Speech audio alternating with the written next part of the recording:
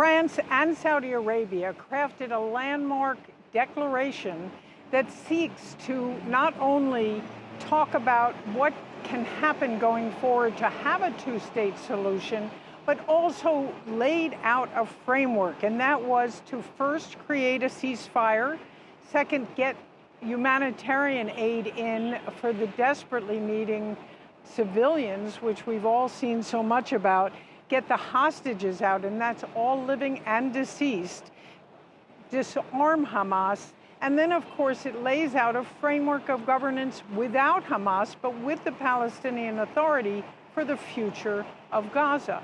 Now, that all said, it was 145 speakers, and of course, the co-sponsors and the Secretary General speaking at this. So there was a broad consensus. And by the way, it was the first time the Arab countries in the world have condemned Hamas. That has not gotten to any Security Council resolution.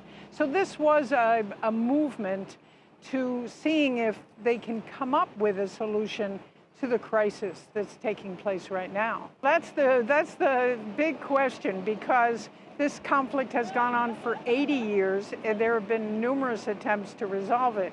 But right now, you're looking at just 6 weeks away at the UN General Assembly. You'll have all the major players in this conflict here at UN headquarters.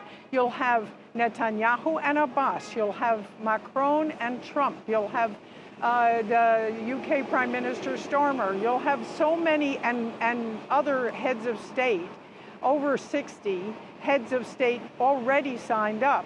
And they will be here to look at that declaration, to see what can be done. And there was movement as almost concessions to Israel and the United States, which did not participate in this conference, but will be here in September at the UN General Assembly.